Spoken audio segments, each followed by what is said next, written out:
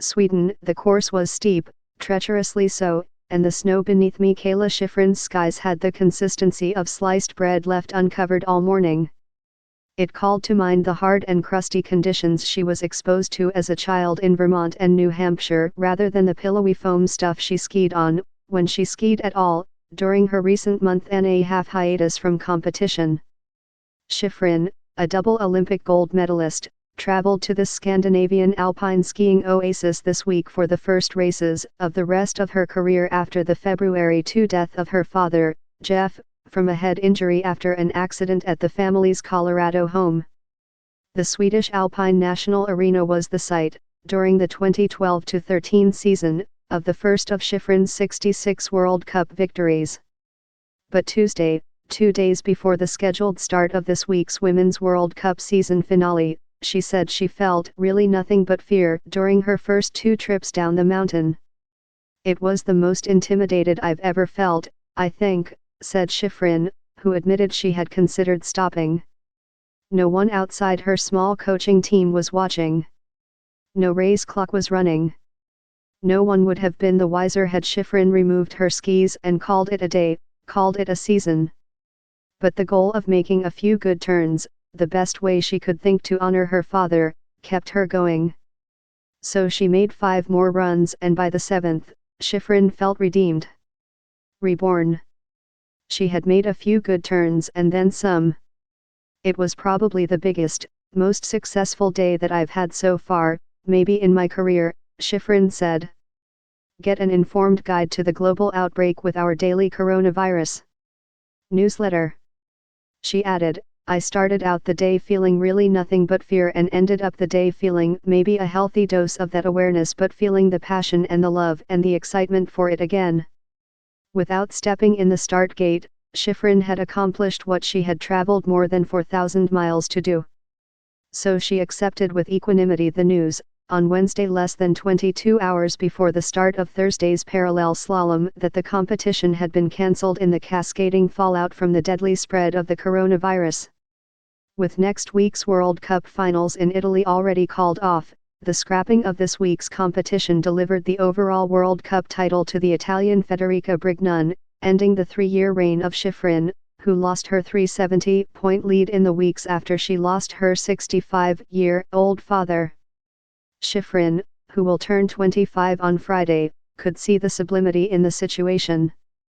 Her father had always emphasized form over results. And here she sat, with no choice but to return to Colorado, content to do the same. "If nothing else, I'm grateful that we came this far, even with the races cancelled," Shiffrin said. "So I got to get out there for that training session with full intentions of preparing for a race and skied with that intensity. I accomplished that, and that was all I had set out to do.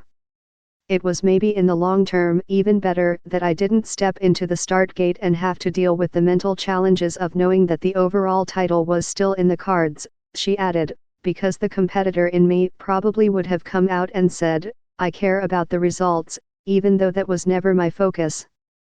Shiffrin spoke by telephone in an interview that took place with both subject and reporter stuck indoors only a few hundred yards apart, comfortably beyond the social distancing guideline of 6 feet suggested by health officials. The last headache Shiffrin needed was to develop coronavirus symptoms and face a quarantine. To be safe, she said, she was keeping everybody, reporters, friends and competitors alike, at a physical remove. "I came here loaded with my bleach bottle and hand wipes and stopped just short of spraying people in the face if they got too close to me," she said with a laugh. The coronavirus threat didn't keep friends and competitors from trying to wrap Shiffrin in welcome back hugs. On Wednesday night, on their way out of town, 2 of Shiffrin's United States teammates, Paula Moltzon and Nina O'Brien, stopped by to deliver an early birthday present, a basket containing 25 individually wrapped gifts. Shiffrin gave them foot bumps in lieu of an embrace, and then repeated to them what she has told everyone else in recent days, "I am leaning on you guys, just not to the point of physical contact." Shiffrin had spent most of Wednesday, a designated day off from training, poring over her sponsor contracts. Outside, snow fell as softly as confetti all morning, conditions that would have delighted her father, she said. I feel like he sort of lives in the snowflakes that fall, she said.